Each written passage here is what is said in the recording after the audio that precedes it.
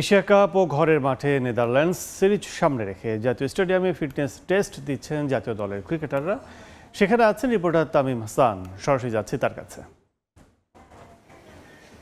চলছে ক্রিকেটারদের গুরুত্বপূর্ণ ফিটনেস টেস্ট। গেল দুদিন কিন্তু ফিটনেস ট্রেনিং করেছিল মিরপুর শেরেবাংলা ক্রিকেট স্টেডিয়ামে। সেখান থেকে দুদিন ফিটনেস ট্রেনিংয়ের পর আজকে কিন্তু তাদের মূল পরীক্ষাটা আজকে ন্যাশনাল স্টেডিয়ামে দিচ্ছে ক্রিকেটাররা। আমরা দেখেছি যে গতকালকে লিটন দাসের ছুটির সময় শেষ হয়েছে, আজকেও কিন্তু তিনি এই ফিটনেস টেস্টে যোগ দেননি অধিনায়ক।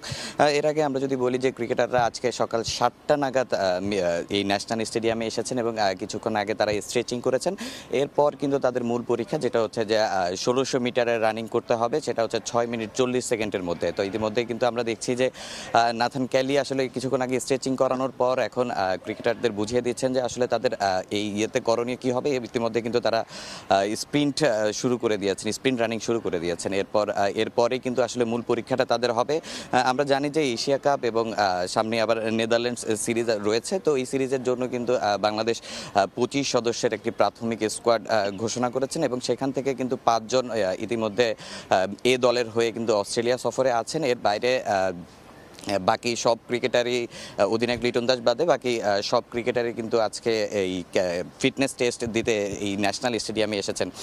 আমরা যেমনটা জানি যে বাংলাদেশের এবারের এশিয়া কাপের যেই লড়াইটা, সেটা কিন্তু সবকটি ম্যাচই কিন্তু আবুধাবিতে হবে। আর আবুধাবির যেই গরম, সেই গরম কিন্তু আসলে ক্রিকেটারদের সাথে ওইখানে ফিটনেসের অনেক বড় একটা ইম্পর্টেন্ট রোল প্লে করবে ফিটনেস। তো সেই জায়গা থেকে আসলে ক্রিকেটারদের ফিটনেসটা অনেক বেশি গুরুত্বপূর্ণ। তাই আজকে আমরা দেখেছি যে খুব সকালেই ক্রিকেটাররা এখানে এসেছেন এবং এসেই কিন্তু বেশ কিছুক্ষণ স্ট্রেচিং করেছেন।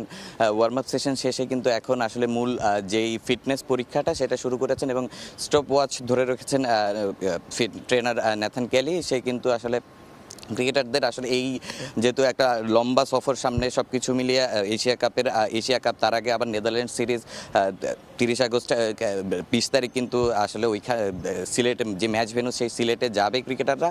তার আগে কিন্তু আসলে নতুন পাওয়ার হিটিং কোচের যে জুলিয়ান উড রয়েছেন, তিনি কিন্তু ইতিমধ্যেই ঢাকায় এসেছেন এবং তার অধীনে 15 তারিখ থেকে ক্রিকেটাররা কিন্তু স্কিল ক্যাম্প শুরু করবে। সো আজকে ক্রিকেটারদের ফিটনেস টেস্ট সকাল 9টা পর্যন্ত চলার কথা রয়েছে।